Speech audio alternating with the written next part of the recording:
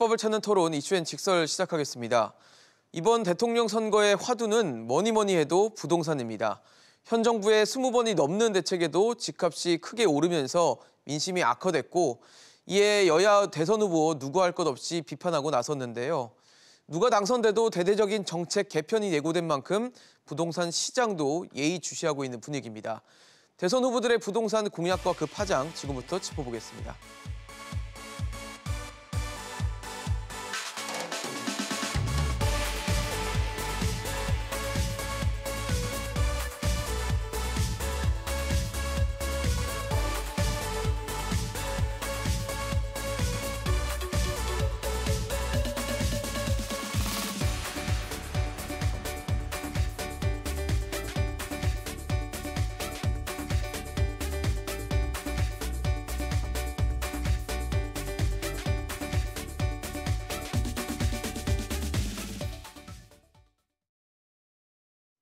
네, 오늘 함께해 주실 세 분 소개하겠습니다. 연세대 정경대학원 금융부동산학과 한문도 겸임교수, 정동근 변호사, 도시화경제 송승현 대표 나오셨습니다. 어서 오십시오. 네, 안녕하세요. 네, 대선 후보들도 부동산 공약들을 쏟아내고 있습니다. 더불어민주당 이재명 대선 후보는 재건축 또 재개발 규제 완화를 언급했는데요. 그러면서 합리적이라는 단어를 좀 붙였습니다. 재건축, 재개발 규제를 좀 합리적으로 바꿔보겠다 그런 의지로 보이고 진보의 금기를 깨겠다라는 표현까지 좀 썼는데 예. 어떻게 봐야 되는 방향성이 어디 있다 보십니까? 일단 재건축 재개발의 제일 중요한 어떤 사업 진행에서 중요한 부분이 이제 이 안전진단인데요. 네네. 일단 안전진단을 통과해야 그 다음 사업이 수순을 넘어가지 그렇죠. 않습니까? 그러니까 그 안전진단 중에서 이제 제일 중요한 그 항목을 보면은 이제 네 가지를 봅니다. 구조 안정성하고 건축 마감하고 설비 노후도 그리고 주거 환경, 그 비용 분석, 아파트를 관리하는데 비용이 좀 과다하게 가는가 노후가 돼서 이런 네 가지를 보는데 이 중에서 중요한 게 이제 구조 안정성입니다. 구조 안정성이 배점 비율이 50%입니다. 이 안전 진단 기준이 이제 정량적 분석인데요. 네네. 수치로 네네. 이 수치를 못 넣으면은 첫 관문을 넘어서지 못하니까 재건축 밟을 사업이 수 없게. 진행이 안 되는 거죠. 이 부분에 대해서 이제 이재명 후보가 합리적 개선이라는 표현을 썼는데 그 부분이 이제 이 구조 안전성에 대해서 우리 역사를 더듬어 보면은 노무현 정부 때 이게 좀 50이 됐다가 예. 이명박 정부 때 이게 40으로 줄었습니다. 비율이 줄었다가 박근혜 정부 때는 이게 10%로 줄었습니다. 20%인가? 더 낮아졌다는 20%로 얘기신 줄이고 거죠? 그 대신에 이제 주거 환경, 예를 들면 주차장이 없다든지 예. 이런 부분으로 이제 배점을 많이 되다 보니까 박근혜 정부 때는 이제 재건축 단지 90%가 바로바로 통과를 했습니다. 그러니까 이런 차이가 있습니다. 그러니까 결론은 이 진보 정권에서는 50%라고 좀 과중된 비중을 쓰고 있고 또 이제 보수 정권으로 오면 좀 이제 약화되는 있는데 그 중간점에서 합리적 기준을 좀 찾아서 현재 재건축 단지들이 어떤 상황을 고려한 다음에 순환 재건축 순서로 해가지고 합리적으로 하겠다 이런 뜻으로 해석하면 좋을 것 같습니다. 교수님 그것 좀 여쭤보고 싶어요. 지금 안전진단 중에 구조에 대한 부분이 굉장히 비중이 원래 높았는데 합리적이라는 표현은 이게 조금 이제 어느 정도 좀 낮아지면서 그 다음 단계를 밟을 수 있는 단계로 좀 가겠다라는 방향성이라면 네, 맞습니다. 사실 저희가 지금 불과 몇 달 전에 기억을 좀 되짚어 보면 뭐 화정 아이파크 사태라든지 이런 안전에 대한 좀 문제들이 있잖아요. 그래서 이런 안전 진단에서 구조에 대한 문제가 약해지는 게 혹시 우리가 좀 걱정할 만한 그런 부분이 될 수도 있는 겁니까? 그러니까 역으로 생각하시면 되겠죠.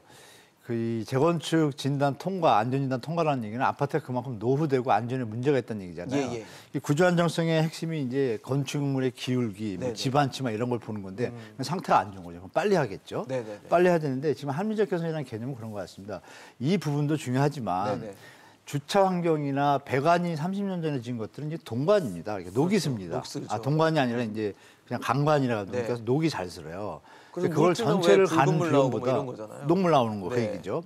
강남에 있지만 음마아파트가 대표적이고 그런 부분을 세대만 고친다고 이게 녹물이 없어지는 게 아니거든요. 전체를 하기 때문에 그런 어떤 부수적인 부분들을 다 감안할 때는 주거 환경도 사실 중요한 요인이 되지 않습니까? 이런 부분을 같이 보겠다는 뜻이죠. 예전처럼 재건축을 통한 어떤 개발이 불로소득에 대한 그쪽에다 초점을 맞추는 것이 아니라 주민들의 안정성에다가 더 주거 환경에 대하다 초점을 맞추겠다는 뜻으로 해석하는 게 좋을 것 같습니다. 그러니까 안전을 경시하겠다 이런 얘기는 아니라는 절대 아니죠. 왜냐하면 구조 안전 진단이 통과한다는 얘기는 주민들이 현재 집이 있는데 낡았어요. 낡았는데 건물은 튼튼한데 뭐 마감이라든지 주차장도 부족하고 농물 나고 이런 데 불편하잖아요. 그러면 재건축하는 게 타당하다고 보이지 않습니까? 이제 그 부분에서 이제 불로소득에 대한 부분만 정부가 합리적으로 이제 조절하면 해주는 게 뭐 도리지 않겠습니까? 저는 그렇게 보고 있습니다. 알겠습니다.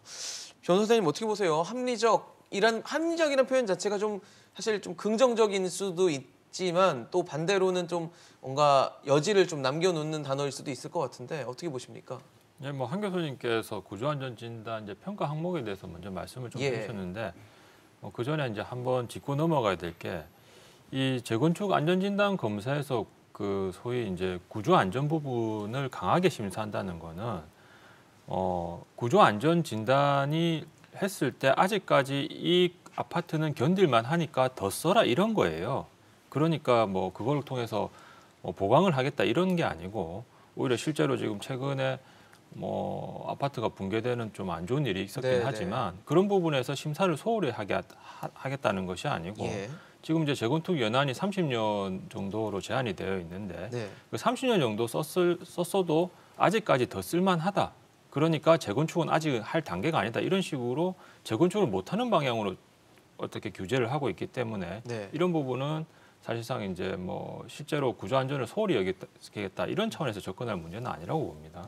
근데 사실 이제 이재명 후보는 구조 안전 진단 측면에서 조금 합리적 기준을 말씀을 드렸는데 우리가 이제 재건축 규제 3종 세트라고 하면 이제 통상 이제 구조 안전 진단 포함해서 분양가 상한제, 그다음에 재초안이라고 하는 재건축 초과이익 환수제 이제 이것까지 좀 아울러서 좀 말씀을 드리면 뭐 그분이 사실 그걸 의도하지는 않았겠지만 사실 올해 이제 서울 아파트 일주 물량이 원래는 5만 가구 정도로 예상이 되어 있다가 사실상 이제 입주 물량이 그 정도 확보가 안 되면서 3만 6천 가구 정도로 조금 줄어들었어요. 3만 6천이요. 근데 그 이유는 뭐 이제 재건축과 관련된 구조안전 진단의 문제는 아니고 분양가 상한제하고 그다음에 이제 재초안이라고 하는 초과이익 환수제 때문에 조합원이 주반 일정을 미루면서 사실상 이제 입주 물량이 한 14,000 가구 정도가 서울에서 줄었다는 거거든요. 이제 이 부분까지 조금 설명해서 좀 말씀을 드리면 이제 재건축은 기본적으로 심의에 통과를 해야 되는데 그 통과가 3단계가 있습니다. 소위 이제 사전 진단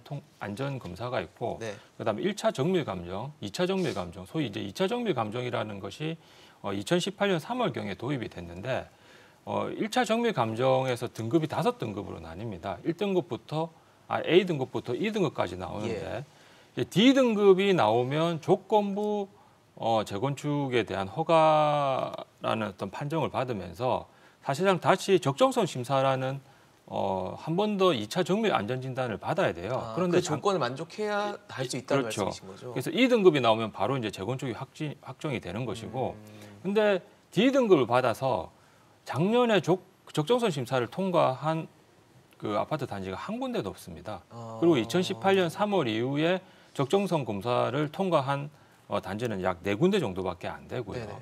그러다 보니까 지나치게 이제 반목을 잡고 있고 그리고 우리가 재건축을 하는 이유는 아까 교수님께서도 말씀하셨다시피 그게 구조 안전만 문제가 있는 것이 아니고 마감이나 소위 설비와 같은 생활에 직접적으로 이용이 되는 어떤 여타의 시설들이 부실할 때도 사실 재건축을 할 이유가 있거든요. 아파트는 튼튼하게 서 있지만 맨날 녹물 새고 뭐 벽에 근가에 주차하기 힘들고 뭐 이런 부분도 있고 그다음에 주거 환경과 관련해서 기반 시설이 열악하거나 또는 이제 살기가 너무 불편할 때 이런 부분까지 총체적으로 다 고려를 해야 되는데 사실 지금 어떤 건축 기법으로 봤을 때 30년 정도 아파트가 됐다고 해서 붕괴되고 이러지는 않습니다. 물론 예외적으로 공사를 부실하게 해가지고 최근에 불미스러운 사태가 있기는 했지만 그건 예외를 좀 그러니까 사실은 이제 평가 항목을 예전에는 구조안전, 뭐 노후 설비, 주거 환경을 20대, 30대 40%로 가중치를 두었다면 2018년 3월 달부터는 50, 25, 15로 이렇게 구조안전 쪽으로 대폭 강화를 했거든요. 이런 부분은 조금 뭐 평가 가중치 요소별로 조금 조여 있지 않나. 이 정도 선에서 합리적인 기준을 좀 찾을 수 있을 것 같고요. 추가로 이제 한 말씀 드리면 나머지 3종 세트 중에 2가지 분양가 상한제와 재건축 초과이익 환수제는 일단 구조안전 진단을 통과를 해서 아파트 그 재건축을 할 수 있다고 하더라도 조합 입장에서는 사업을 진행해서 이익이 남아야 그 사업을 추진할 경제적 인센티브가 확보가 됩니다. 그런데 지금 분양가 상한제로서 일반 분양 이익을 어느 정도 축소해 놓고 거기에다가 소위 재초안이라고 하는 재건축 초과이익 환수금까지 내고 나면 조합은 어차피 열심히 일해봐야 뭐 남는 게 없다. 남는 게 없는데 네. 왜 진행을 하겠냐 이런 식으로 해서 사실상 분양 일정을 좀 미루는 경향도 있거든요. 그래서 아까 줄어들었다고 말씀하셨잖아요. 그래서 뭐 이재명 지사가 이제 안전진단 기준 쪽에서 그런 말씀을 하셨지만 네. 사실 이런 3종 세트 모두를 다 고려를 해서 합리적 수준으로 납득할 만한 정도의 어느 정도의 개선은 있어야 되지 않나 이런 말씀을 드리고 싶습니다. 사실 올해 뭐 지난해도 그랬지만 올해 같은 경우는 특히 대출 규제가 굉장히 강하고 여기에 특히 이제 기준금리 인상이 예고가 돼 있는 흐름을 좀 타고 있는 단계이기 때문에 분양 시장들이 되게 좀 주춤주춤합니다. 그러니까 경쟁률만 봐도 지난해 굉장히 높았던 결과보다는 좀 다소 좀 둔화된 모습들을 보이는데 지금 변호사님 말씀대로 뭐 재초안이라든지 아니면 뭐 분양가 상한제라든지 이런 어떤 제약들이 있다면 뭐 재건축 재개발 시장이 크게 화랑을 맞는다라는 건 좀 어려운 상황이라고 봐야 되는 겁니까? 어떻게 보세요? 뭐 재건축 재개발 시장 같은 경우는 그래도 일반적인 분양 시장보다는 조금 더 나을 것 같긴 해요. 그래요? 예, 사실 분양 시장이 갖고 있었던 그 뭐 기반 시설이라든지 인프라 같은 경우를 뭐 재건축 시장 같은 경우는 갖고 있고 또 재개발 같은 경우도 뭐 일단 기반 시설들을 확충을 하다 보니까 주거에 대한 질 개선 특히나 뭐 조합원들이 사업의 주체가 되다 보니까 뭐 질적인 공급에 대한 그 열의가 높기는 하거든요. 그렇겠죠. 예, 그렇긴 해도 뭐 지금 분양 시장과 아파트 시장의 동향으로 봤을 때는 네.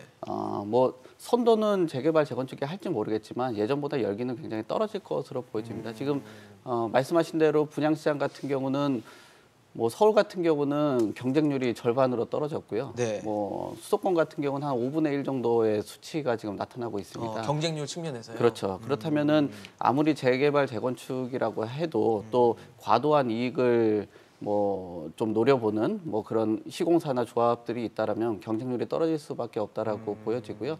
그런 것들이 과거에 있었던 재건축 재개발이라고 해도 뭐 상당 부분 그 마이너스 프리미엄까지도 나타났을 정도로 위험성들이 있어 보입니다. 하지만 지금 뭐 누적되어 있는 그 수요들을 바탕으로 해 본다라면은 뭐 그래도 다른 시장보다는 뭐 조금 더 선호도가 있는 네. 그 서울권에 있는 재건축 재개발 시장들은 좀 관심도는 있을 것 같고요. 아까 그 좀 저도 이 부분에 대해서 좀 얘기를 좀 하고 싶은데요. 예. 뭐 이재명 그 후보죠. 후보께서 합리적인 기준 같은 경우도 마련을 하겠다라고 하는 것을 보면은 결국은 현실적인 것을 고려를 하는 것 같아요. 지금 서울과 수도권에 있는 아파트 두 채 중에 한 채가 20년이 넘은 그런 현재 상황입니다. 그렇다라면은 지금 20년 동안의 주택 시장의 그 변화라든지 선호도가 상당 부분 많이 변화를 했거든요. 그러면은 두 분께서 말씀하신 것처럼 이런 부분들 뭐 안정성인 부분들보다도 또 주거의 질에 대한 개선, 또 지금 그 3기 신도시라든지 공공주도 방식의 그 공급은 지금 양적인 공급에 대한 로드맵은 제시를 했거든요. 그렇게 된다면 질적인 공급에 대한 로드맵도 제시를 해야 되는데 그런 부분에 대해서는 뭐 현실적인 것을 고려를 해야 되고 또 민간에서도 해줘야 되는 역할들이 있기 때문에 이런 부분들을 본다라면은 그 합리적인 기준 또 현실적인 것을 고려를 해보고 또 A부터 B, C, D 2등급들이 있는데 이런 부분들을 조금 세부적으로 다듬지 않을까라는 생각들을 앞으로 해봐야 될 것 같습니다. 그러니까 뭐 우수하거나 그 위험하다 또 주요부에 대한 뭐 결함이라든지 이런 것들을 조금 더 이제는 다듬을 때가 좀 되지 않았을까 그런 것들을 같이 한번 볼 필요가 있을 것 같습니다. 네. 그 질문하신 그 내용들 재개발 재건축 시장 같은 경우는 다른 시장보다는 관심은 높기는 하겠지만 상대적으로. 예, 그렇지만 지적하신 것처럼 뭐 경제적인 차원이라든지 조합원들이 가져갈 수 있는 이득들을 봤을 때는 과거 시장보다는 그렇게 크지는 않을 것 같다 이렇게 보여집니다. 네, 말씀을 주신 것처럼 재건축 재개발 같은 경우는 이제 조합원들의 의지와 생각들도 굉장히 좀 중요하다라고 볼 수밖에 없는데 그 반포에 있는 아파트 예전에 반포현대라고 부르잖아요. 거기 재건축 부담금이 이제 3월이나 4월쯤에 부과가 될 예정이라고 합니다. 근데 당초에 이제 예정됐던 부가액이 한 1억 3천만 원, 4천만 원 정도 됐다고 하는데 이게 뭐 2억 5천 혹은 3억 원 정도로 늘어날 수 있다라고 예상이 되다 보니까 과연 뭐 얼마나 인기를 끌 수 있을 것인가 그리고 결국은 이제 자금력이 좀 있는 분들이 시도할 수 있는 건 아닌가에 대해서 의문이 좀 들면서 결국은 앞서 말씀하신 예. 분양 시장이 좀 차갑게 느껴지는 부분과 좀 같은 결로 가는 것인가에 대해서 좀 여쭤보고 싶거든요. 예, 저도 지금 뭐 소장님 의견이랑 좀 비슷합니다. 네. 일단 저는 이제 좀 상황을 좀 시장을 좀 체크를 해보고 왔어요. 네네. 일단 재건축 훈풍이 여야 두 후보가 이 신년에 들어서면서 이제 공격적으로 둘 다 발표를 했고, 뭐 이재용 후보는 뭐 반복적으로 계속 하고 있고, 뭐 윤석열 후보는 이미 확정적으로 거의 얘기를 했기 때문에 시장에서는 받아들이고 있는 것은 맞습니다. 호재로. 네네. 근데 이제 시장에서 그 호재로 받아들인 것과 이어져서 이게 거래가 늘어난다든지 호가가 좀 많이 상승적으로 추세를 한다 이런 것들이 나타난다면 아 이게 시장의 반응이 좀 높다, 적정하다 볼 수 있는데 네. 제가 이제 1월 달하고 2월은 이제 물량이 많이 없으니까 네네. 신고가 된 게 1월 달 이제 내용을 봤어요. 봤더니 여의도 시범 아파트가 신통기획으로 이제 1호로 들어갔는데 대치동 미도하고 거래가 없습니다. 여의도 시범 아파트는 지금 발표한 지 한 달 돼 가는데 0입니다. 올해 거래가 없어요. 그럼 시장이 냉각됐다는 걸 좀 반증하는 거고, 압구정 7차가 이번에 이제 다시 이제 됐는데 압구정 7차는 그나마 4개가 거래가 됐어요. 근데 압구정에 있는 재건축 단지가 24개 단지거든요. 24개요. 24개 단지 중에 거래가 된 단지가 5개밖에 없는데 지금 압구정 7차가 이제 정확하게 됐으니까 거긴 4개가 거래가 됐는데 네. 나머지 1차하고 13차만 2개 거래되고 1월 달에 그것도 나머지는 거의 없습니다. 작년 4월 이후로.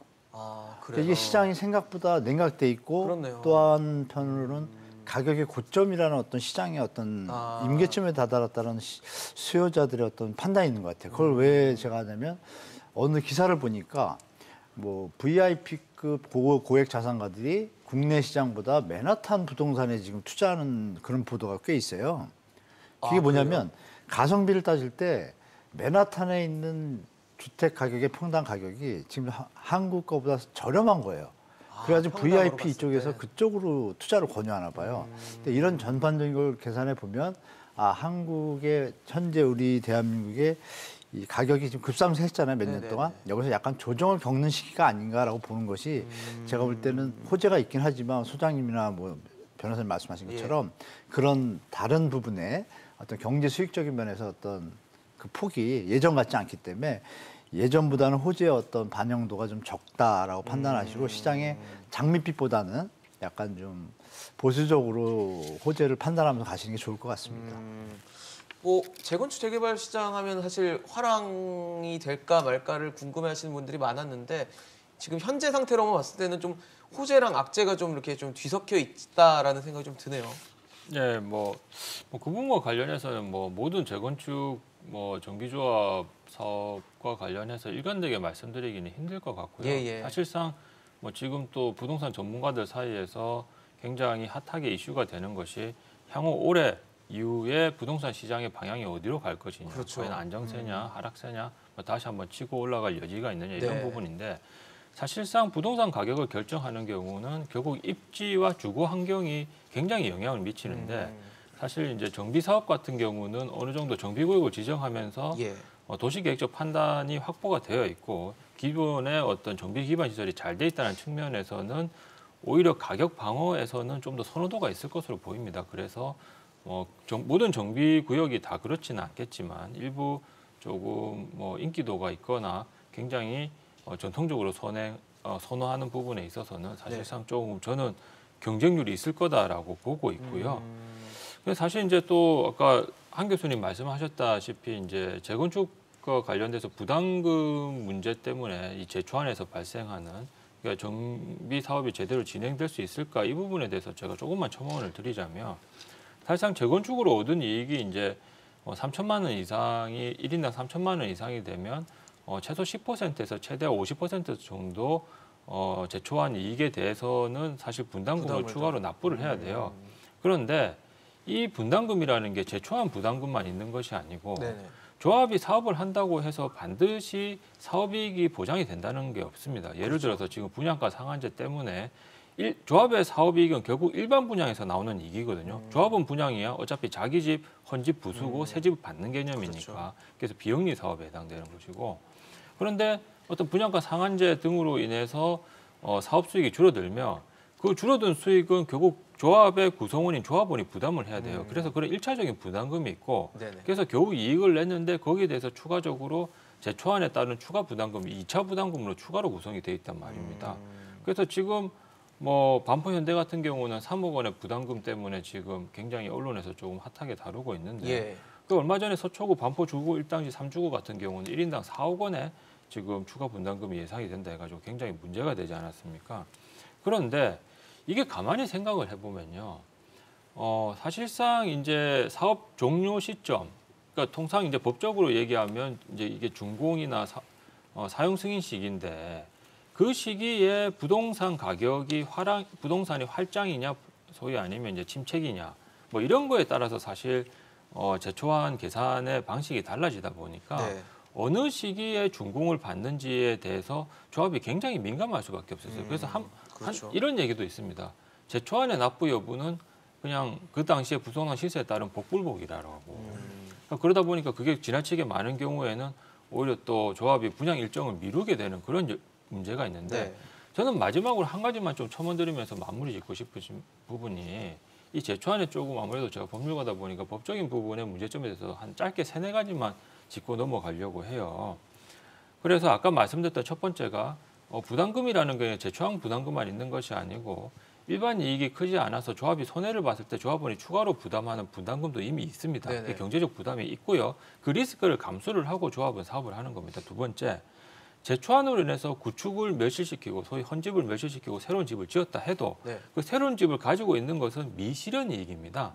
근데 그 미실현 이익에 대해서 한번 부과를 하는 거는 좋아요. 네. 그런데 그 조합원이 다시 그 부동산을 매각했을 때 추가로 양도소득세를 또 냅니다.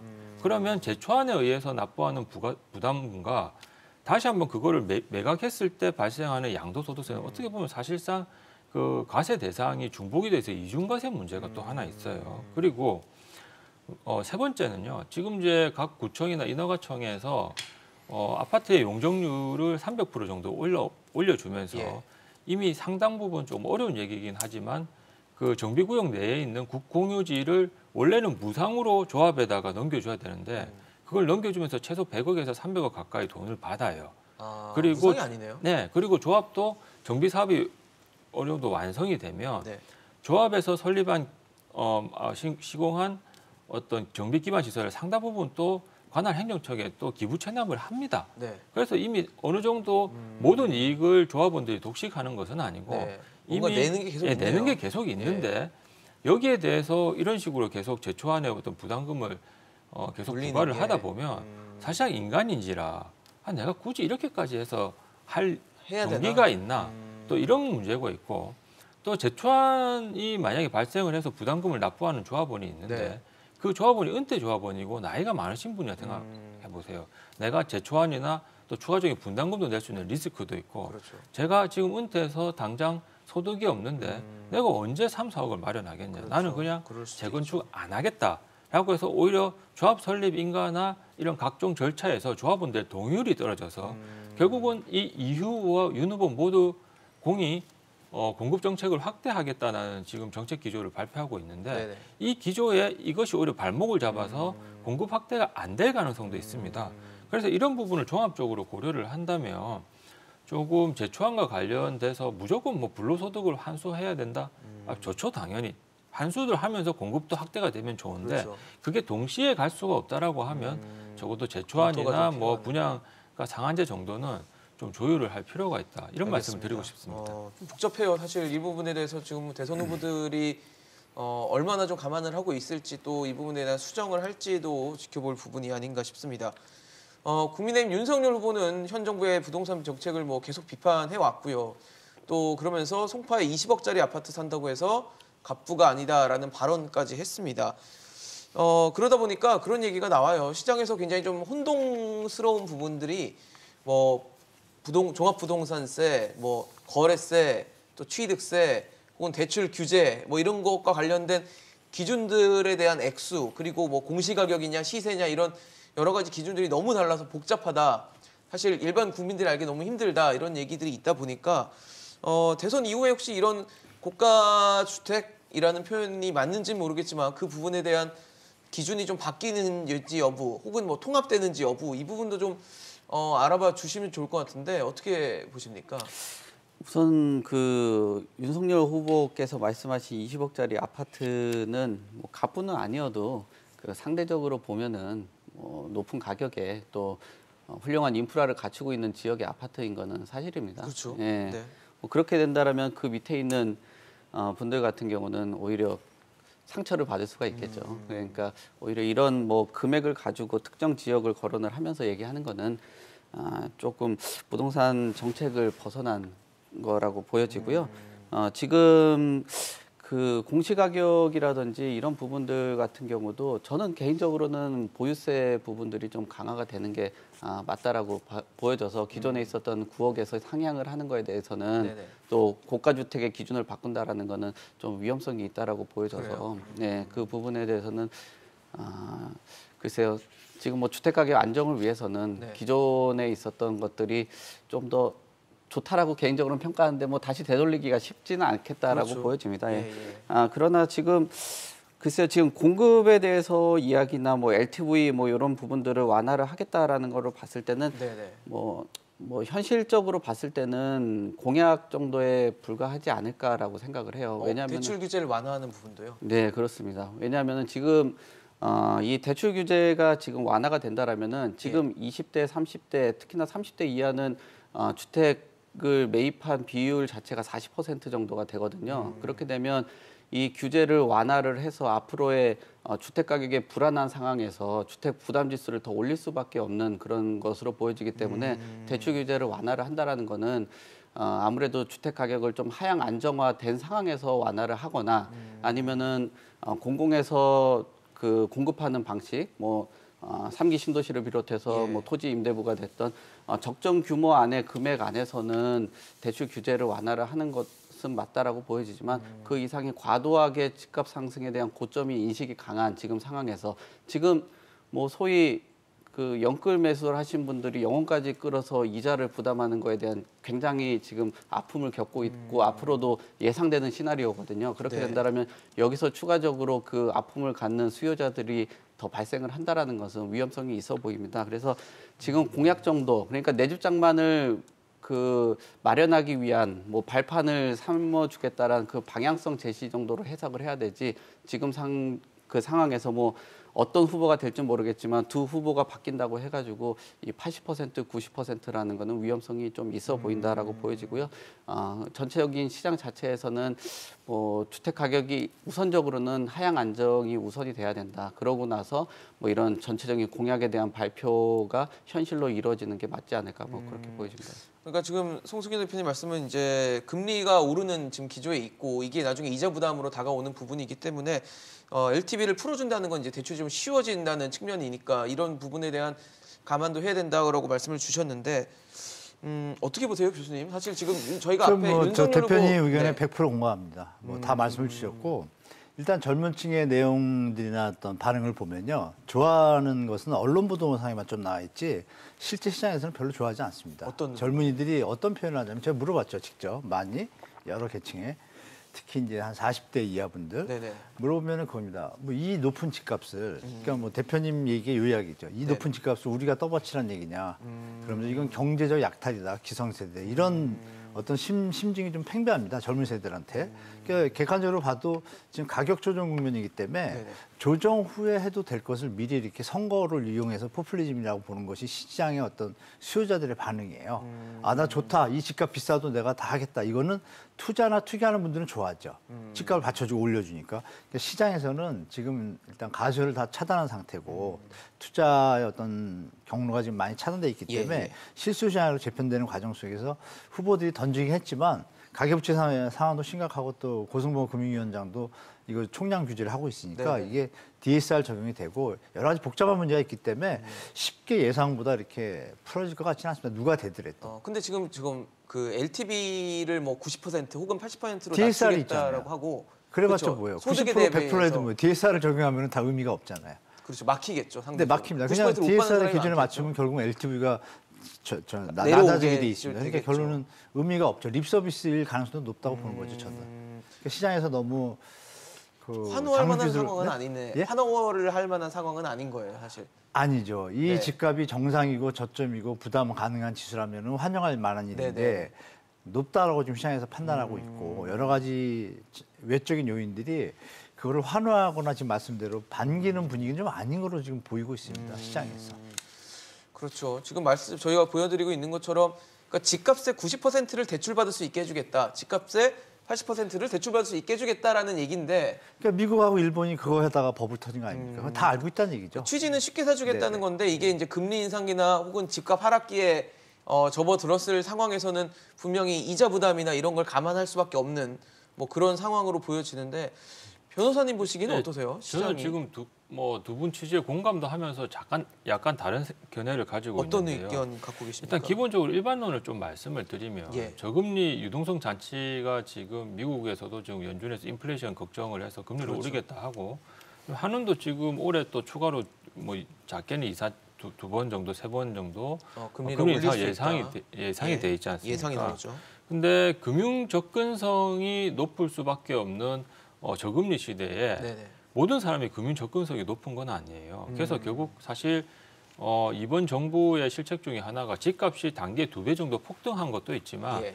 집을 가진 사람과 가지지 못한 사람 사이에 양극화를 심화시켜 놨어요. 그리고 그들 사이에 흐르는 아주 넓은 강은요. 지금은 웬만해서는 건널 수 없게 되었습니다. 그만큼 많이 벌어졌다는 얘기군요. 그 건널 수 있는 유일한 방법은 대출입니다. 그러면 이 부분에 대해서 당연히 전문가들 사이에서 어떤 우려가 나올까요? 아니 그래서 대출 받았다 치자. 네. 그래서 대출 받았는데 매월 납부하는 원리금 상환액이 네. 최소 300만 원이 넘는데 그럼 한 500 정도, 600 정도 받아서 그거 납부하고 나면 생활이 되겠냐? 오히려 그거 감당하지 못해서 디폴트가 날 것이다. 그렇죠. 이런 집값이 떨어진다면 더 크겠죠. 피해가. 근데 이 부분은요. 조금만 잘 생각을 해보면요. 물론 이 부분을 보완하기 위해서 DSR 규제가 있는 거예요. 네네. LTV가 90, 80 이렇게 간다고 해서 모두 다 받을 수 있는 건 아닙니다. 그렇죠. 그 사람 소득 수준까지 고려를 해가지고 물론 올해 7월에 또 DSR 규제 심사 공항을 2억 원에서 1억 원으로 좀 올린다는 강화되죠. 좀 얘기가 있기는 하지만 그것을 통해서 어느 정도 상환율에 관한 능력은 조금 체크를 할 수 있는 부분이고요. 저는 이렇게 생각합니다. 지금 미국에서 인플레이션 문제 때문에 금리를 올리겠다고 하지만 사실상 금리를 올리는 게 오히려 인플레이션을 잡지 못하고 오히려 더 불황을 초래하는 또 최악의 상황으로 치달을 수 있어요. 그러면 사실상 이때 제일 뭐 조금 격한 표현을 쓰자면 우리가 인플레이션 바보라고 하는데 네네. 이렇게 자산 가격이 오르는 시기에 현금만 가지고 있다가 오히려 자산 격차가 더 커져서 그나마 인플레이션 방어할 수 있는 기회조차 나에게 주지 않는 거에 대한 또 원망이 있을 수 있습니다. 그게 이미 나타나고 있지 않습니까? 나는 정부 믿고 5년간 집 한 채 안 샀는데 결국 집 산 사람은 나보다 수억 원을 한꺼번에 벌고 나는 지금 여전히 이 상태에 있다. 이 문제가 있을 수가 있고요. 네. 저는 이 부분이 가장 중요하다고 생각합니다. 이미 지금 연끌해서 많은 2030들이 집을 샀잖아요. 네네. 그러면 그 사람들 중에서는 지금 최근에 주담대 원리금이 상승해서 지금 이미 부담을 느끼고 있는 사람들이 있어요. 있죠. 예, 그래서 지금은 뭐 4%나 5% 초반까지 네. 가는데 아마 연말 되면 6에서 7%까지 올라갈 겁니다. 그러면 그분들이 파산하게 놔둘 겁니까? 그러면 그 당시에 어느 정도 그 부분에 대해서 이자 부담을 감수하고 살려고 하는 사람을 다시 연결해서 엑시트를 해주려면 사실상 이 대출 규제를 풀어줘가지고 시장에서 거래량이 어느 정도 확보가 되도록 만들어줘야 내가 샀지만 내가 너무 내 소득 수준을 고려하지 않고 섣불리 샀기 때문에 그냥 팔겠다라고 해서 그럼 살 사람이 있어야 되는 얘기신 엑시트 거죠? 구조를 만들어줘야 되는데 지금은 엑시트 구조도 안 만들어주고 있어요. 그래서 오히려 그들을 팔지도 못하고 이자만 계속 감당하게 만드는 진퇴양난의 상황 속에 몰아넣고 있단 말입니다. 그래서 테러 확보를 만들어준다는 측면에서는 오히려 저 대출 규제를 완화해야 된다 하고요. 그래서 이 부분은 DSR로서 약간 조정을 해주는 네. 수준으로 거쳐야지 이거를 지금까지 집값을 먼저 잡겠다라고 하는데 우리가 집값을 잡혔는지 안정화되어 있는지는 결국은 거래량이 확보가 돼야 돼요. 네네. 최근에 뭐 드물게 한 달에 몇 건 나오는 거 가지고 집값이 잡혔다고 볼 수는 없거든요. 그래서 저는 이런 것들을 고려를 한다면 앞으로 그나마 추가적인 자산 양극화를 막기 위해서라도 대출은 어느 정도 완화를 해줄 필요가 있다라는 입장입니다. 그렇죠. 그러니까 DSR 규제라는 것이 있기 때문에 뭐 LTV를 뭐 비율을 90% 80%로 높여준다고 해도 그만한 장치가 충분히 있어서 그만한 뭐 대출 규제 완화나 이런 것들도 필요하다라는 입장을 변호사님께서 주셨는데 이 부분은 어렵네요. 앞서 저희가 재건축 재개발 할 때도 참 이게 미묘하다는 얘기를 했었는데 이 부분도 쉽게 결정할 부분은 분명히 아닌 것 같습니다. 지금 금리 상승기에 있고 또 집값이 하락을 하고 있는지를 두고도 여전히 논란이 되기 있기 때문에 좀 신중한 정책 판단이 필요한 대목이라고 보여집니다. 저희 보유세 얘기 지난해 진짜 많이 했습니다. 정말 많이 했는데 이재명 후보, 심상정 후보도 보유세를 강화하겠다라고 했고 특히 이재명 후보 측에서는 이 토지이익 배당금제를 뭐 지난해부터 계속 얘기를 했고 이 부분이 이제 저희가 우려를 했던 뭐 토지공 개념과는 좀 다른 개념이다라고 얘기를 하면서 얘기를 하고 있는데 이거는 어떻게 보세요? 토지익을 나중에 이거 기본소득으로 재원으로 활용하겠다라는 게 이재명 후보의 생각이거든요.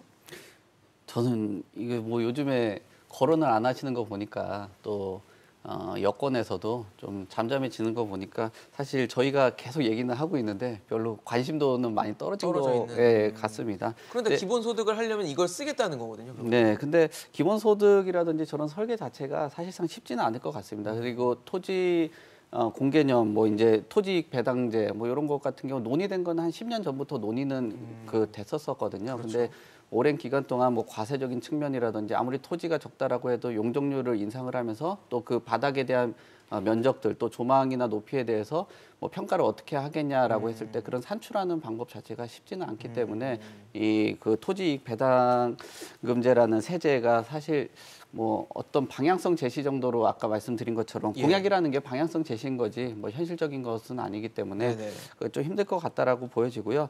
이런 것이 전체적인 그 틀 자체로 보면 심상정 후보나 이재명 후보가 그 내놓는 내용 자체가 그 보유세를 올리겠다라는 그런 취지로 해석을 해주시면은 될 것 같습니다. 그래서 이 부분 안에서는 뭐 너무 과도하게 토지익 배당금제가 높아지면은 단순히 주택시장뿐만 아니라 뭐 산업시장 안에서도 또 토지를 활용하는 그 기업 주체들도 부담이 될 수밖에 없기 때문에 좀 고민을 해볼 수밖에 없는 거고요. 우선 이런 것들을 좀 해소하기 위해서는 집값에 대해서 안정을 가져와야 된다라고 보여집니다. 이게 뭐 나중에 도입된다고 해도 땅값이 올라가 버리게 된다라면 부담감이 커지는 거거든요. 아까 우리가 재건축 재개발 같은 경우도 재건축 초과이익 환수제라는 거에 대한 부담감이 있는 것이 집값이 너무 많이 올라갔기 때문에 부담금 내놓는 거에 대해서 부담감이 생각을 할 수밖에 없는 거거든요. 결국은 주택 가격을 안정시키는 게 최우선이 돼야 되고 이 안에 뭐 깔려 있는 뭐 토지에 대한 가격도 일정하게 좀 제어를 해줄 필요가 있다. 그래서 아까 우리가 LTV에 대해서도 이야기를 했지만 이 뭐 LTV를 완화를 하는 것 자체도 뭐 어떻게 보면은 뭐 공급자 중심의 그 시각, 뭐 건설사 중심의 좀 시각이 거든요. 그러니까 지금 상황에서는 수요자 중심으로 집값을 안정시키는 게 우선이 돼야 되는 거고 이렇게 뭐 어떤 뭐 보유에 대한 부담을 올리고 또 거래를 활성화하기 위해서 어떤 규제를 너무 과도하게 완화를 하게 된다라면 아까 우리 변호사님께서 말씀하신 엑시트 이 방법도 좋긴 한데 이 엑시트가 그 다음에 받는 사람이 굉장히 부담스러운 집값을 받는 그런 엑시트가 되면 안 된다라고 보여지거든요. 새로 또 구매하는 사람이. 그렇죠. 이분은 뭐 그 엑시트가 될지 모르겠지만 팔고 나가지만 또 그렇죠. 누군가 들어오니까 그 받은 사람은 굉장히 또 부담스러운 건 마찬가지네요. 이자 부담 이런 것들이 그러니까 생기겠죠. 우선적으로 집값이 안정화가 돼야 되고 그냥 토지 가격이 안정화가 되고 나면은 뭐 아까 재건축에 대한 이야기라든지 뭐 국토보유세라든지 이야기 이런 것들이 논의가 돼야 되는 것으로 보입니다. 제일 가장 우선되는 거는 시장 안정화가 기반으로 돼야 되는데 지금 그 뭐 아직은 1번, 2번, 3번, 4번 후보자들 모두가 공급 중심으로 너무 이야기를 하고 있고 그다음에 규제 완화라든지 뭐 배당금 뭐 이런 것들 보유세 이런 것들을 이야기하고 있어서 안타깝습니다. 참고로 지금 서울이 뭐 주택 보급률이 96%라고 하지만 지금까지 96% 미만인 적들도 있었지만 그때 뭐 주택 가격이 급등하지는 않았었거든요. 그런 거 보면은 결국 뭐 저금리라든지 유동성 이런 것들이 문제점으로 지적하고 있는 상황에서는 뭐 세금적인 부분보다는 이런 금융적인 부분에 대해서 좀 신중하게 하는 것이 좀 더 옳지 않을까 이렇게 생각됩니다. 사실 지난해 뭐 굉장히 좀 시끌시끌했던 종부세 기준을 높였잖아요. 11억 원으로 네, 높였는데 11억 원. 심상정 정의당 후보는 이제 1가구 1주택 종부세 기준도 이제 11억 원에서 9억 원으로 좀 낮추겠다. 그러니까 사실상 어떻게 보면 뭐 증세를 하겠다라는 방향성으로 좀 보여지는 네, 대목이 맞습니다. 있는데 네. 물론 심상정 후보의 이제 공약입니다. 예, 예. 공약인데 그래서 어떻게든 갖고 있는 부담을 좀 늘리겠다라는 게 생각인 것 같거든요. 네, 일단 뭐 진보 정치하시는 분들은 다 그쪽 방향이고 일단 보수 방향에서는 이제 완화 쪽이죠. 네, 그건 완화 뭐 쪽으로. 다 알고 있는 그렇죠. 사실이고요. 예. 그건 뭐 다 알고 있는 사실이기 때문에 특별한 의미는 전혀 없다고 특별하진 않다. 봅니다. 네, 네. 그러면은 그거 좀 여쭤볼게요. 지금 많은 분들이 궁금해하시는 게 지금 집값이 떨어지는 것인가, 네. 떨어지는 초입에 들어와 있나를 두고 좀 많은 분들이 궁금을 하세요. 이제 정부에서는 이제 하락에 대한 고점에 대한 얘기를 이미 했고 시장에서는 이제 맞나 아닌가 이걸 굉장히 좀 의아해하시면서 아무래도 선거를 앞두고 관망세가 있기 때문에 지금 보기에는 좀 시기가 좀 판단하기는 좀 이르다라는 의견들도 있는 것 같거든요. 교수님은 좀 어떻게 보십니까? 저는 뭐 누누이 말씀드렸지만 전문가분들이 이제 두 부류 갈리죠. 네네. 일시적 하락이다. 다시 반등할 것이다. 서울 입주물량이 이번에 없기 때문에 네네. 상승 기조가 거다. 남아 있다라고 네. 말씀하시는 분도 계시고 저는 이제 반대 의견을 갖고 있는데 개인적으로 접어들었다. 일단 거래량이 너무 안 받쳐줍니다. 일단 IMF 수준의 1,163이 최저 기록인데 지금 9월부터 2000대로 내려온 서울 아파트 거래량이 지금 11월 들어서는 12월 들어서는 1,365, 1,124 최저치입니다. 역대 대한민국 통계치 이래. 그러니까 이 의미가 경제 위기가 없는 상황에서 발생했다는 거는 수요 심리가 급감했다라고 판단할 수 있고 그런 의견은 어떻게 보세요? 대선이 남아 있으니까 좀 네네. 어떻게 바뀔지 모르니까 근데 지켜본다. 그게 우리가 노무현 정권 때를 생각하시면 됩니다. 노무현 정권 때 대선 전에 똑같았습니다. 대선 이슈가 있으니까 집값을 지켜보자. 내려갈 거다 뭐 이랬는데 네네. 계속 올라갔습니다. 근데 지금은 대선 전인데 지금 내려가잖아요. 이거는 대선 이슈와 별도로 시장 상태가 좀 안 좋다라고 보는 게 좀 합리적일 것 같습니다. 그리고 다세대 다주택도 지금 급감하고 있습니다. 거래가요. 네, 절반 수준이요. 평년 서울의 다세대 연립도 5천, 6천 대인데 지금 저번 달부터 2천 대, 이번 달은 400. 또 이 1월, 2월 아파트 거래량하고 이 만약에 다세대 거래량이 많이 하락거로 나타난다면 제가 볼 때는 시장에서는 이게 하락 기조로 접어들더라고 판단하시는 게 좀 합리적일 거라고 좀 보고 있습니다. 알겠습니다. 변호사님 어떻게 보세요? 뭐 시장 상황이긴 한데 그래도 계속 이쪽을 체크하고 계시니까 어떻게 좀 보시는지 관점을 말씀해 주시면 좋을 것 같습니다. 예, 사실 이런 부분이 제일 참 말씀드리기도 좀 어렵죠, 참 이게 예. 참 전망이어서. 만약에 전망했다가 틀리면 틀리면 사실, 틀리는 사실. 거긴 한데 예, 그래도 좀 정확하게 보여야 근거가 있을 거니까 이제. 예, 제가 좀 총론적으로 제 결론을 먼저 말씀을 드리자면 사실 5년간 거의 2배에 가까운 집값이 상승을 했는데 최근에 일부 사례에서 보이는 어떤 소폭 거래량에서 보합세나 약간의 가격 하락 어떤 경향을 보인다는 것 자체만으로 이 주택 시장이 안정화됐다라고 보는 것은 저는 절대 무리라고 봅니다. 홍남기 부총리께서도 최근에 그런 말씀을 많이 하시는데 개인적으로는 시장에 또 안 좋은 신호를 줘서 교란을 줄까 봐 굉장히 우려되는 부분이에요. 그러면 수요에 대해서 어느 정도 수요량이 줄어들고 거기에 대해서 거래량이 굉장히 줄어든 대표적인 이유를 4가지만 제가 한번 꼽아보겠습니다. 첫 번째, 순서대로가 가장 중요성이 있는 거예요. 첫 번째가 대출 제한입니다. 소위 왜냐하면 일반 주식 같은 경우는 자기가 가지고 있는 현금만 가지고 100% 에쿼티로 구입을 할 수는 있지만 부동산 자체는 워낙 가격이 크기 때문에 대출을 끼지 않고 100% 자기 현금과 자기 에쿼티로 사는 사람은 1%도 안 됩니다. 기본적으로 대출이 전제가 되어야 되는 거래이고요. 이 대출을 제한을 해놨습니다. 두 번째가 지금 이제 이거는 거시경제적 환경과 관련이 있는데 금리 인상이 있고요. 세 번째가 소위 다주택자들의 어떤 매물이 축소가 되는 거래세, 특히 양도세. 3주택자 이상들 같은 경우는 최대 징벌적으로 82.5%까지 거래세가 부담이 되지 않겠습니까? 그리고 네 번째가 대선 전국 관망입니다. 그런데 잘 생각해 보세요. 우리가 지금 이 4가지 제가 말씀드린 것 중에서 대출 제한하고 이 거래세 부담, 이재명 후보도 한시적으로 거래세를 완화하겠다고 했죠. 그다음에 대선 전국 후 관망, 이건 뭐냐면 대선 전국 후 어느 정부가 들어서고 그 정부의 정책 철학과 어떤 정책의 기본 방향이 아직까지는 현실적으로 드러나지 않았잖아요. 솔직히 말씀드리면 3개월 후에 변할 수 있는 요소들이에요. 그렇네요. 그런데 이런 사례들도 있는데 최근에 이제 거래량이 급감한 사례 속에서 소위 대출을 받지 않고도 어떤 부모 찬스, 사적 금융 또는 자기만의 어떤 현금 자산을 가지고 네. 구매할 수 있는 소수의 사례를 가지고 이것을 가지고 가격이 안정되었다라고 얘기하는 것은 너무나 그 판단을 위한 데이터베이스 기반이 너무 취약합니다. 그리고 이것은 약간 좀 벗어난 조금 논의의 얘기인데 지금 미국에서 인플레이션을 잡기 위해서 금리 인상을 하고 있지만 네. 사실 안 잡힐 가능성도 조금 있어요. 금리는 그러면 못 잡고, 사람들이 뭘 인플레는 못 생각하겠어요? 잡고, 네. 인플레이션 방어의 최고가 뭡니까? 부동산 자산 아닙니까? 최근에 이제 저희 쪽에서 상담이 들어오는 게 이제 그쪽에 있어서 꼬마 빌딩이나 이런 쪽에 대한 매수 문의가 많이 들어요. 그 이유가 뭐냐면 결국 인플레이션 방어거든요. 네. 결국 이런 네 가지 이유 그래서 때문에 조금 아직까지는 판단하기는 좀 이르고요. 이르다. 한 적어도 이제 판단 시점이. 새로운 정권이 들어오고 나서 그 정권의 어떤 시스템이나 기조가 조금 어느 정도 공고화된 이후에 네. 불확실성 적어도 좀 가셔야 된다. 방향을 논의할 수 있다. 이렇게 말씀드릴 수 있을 것 같습니다. 송 대표님 뷰도 좀 보여주시면 좋을 것 같습니다. 일단 지금은 집값 그 고점에 대한 인식이 그 기저에 깔려 있다라고 보여지고요.